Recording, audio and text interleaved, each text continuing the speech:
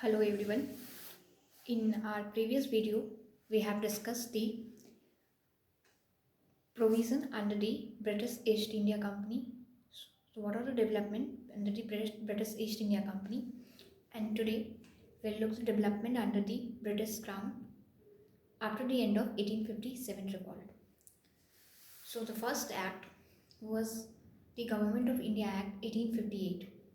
Its purpose was to improve the administrative machinery in India.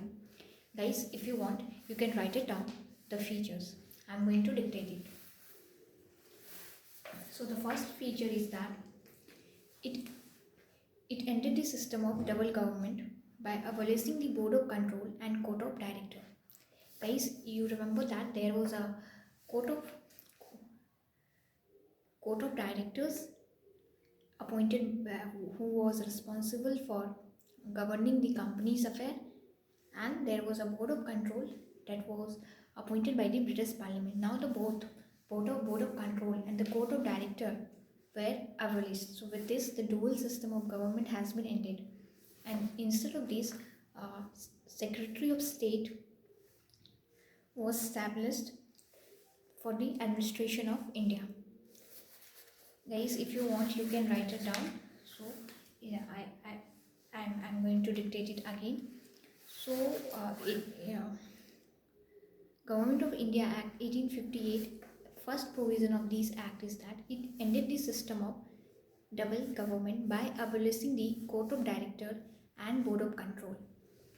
And the next feature is that it established the Secretary of State for looking the administration of India. And the third would be the Secretary of State was a member of British cabinet, and he was responsible to the British Parliament. And for assisting the Secretary of State, 15-member council was created, and the council was advisory in nature. And the chairperson of these council was Secretary of State.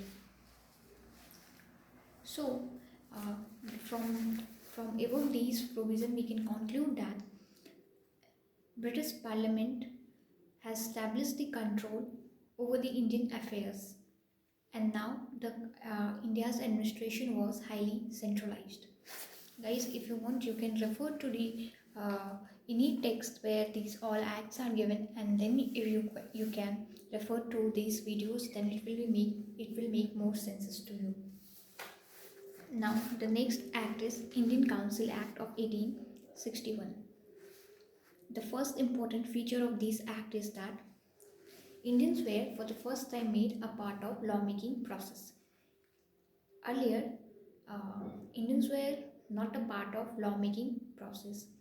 So now Indian will be introduced in lawmaking process, and for this Viceroy started to nominate few Indians as non-official members. It also started the process of decentralization by restoring the power of Bombay and Madras presidency. And the third one is it established the new legislative council for Bengal, Northwestern Frontier Province, and Punjab, which were established in 1862, 1866, and 1897 respectively.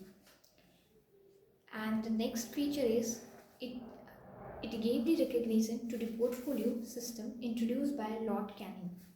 So guys, what is portfolio system? Portfolio is nothing.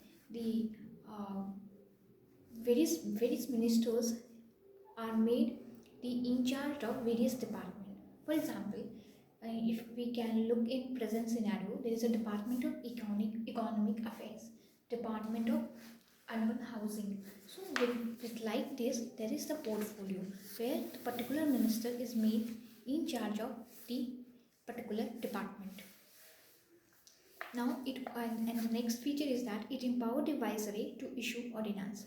So guys, you can see that in present scenario also president has a power to promulgate ordinance when the Lok Sabha is not in session. So So guys, these are the two acts we discussed that it was made under the British Crown. I hope you found it informative and you understood.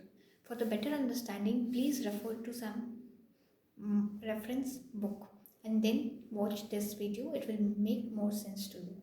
Thank you.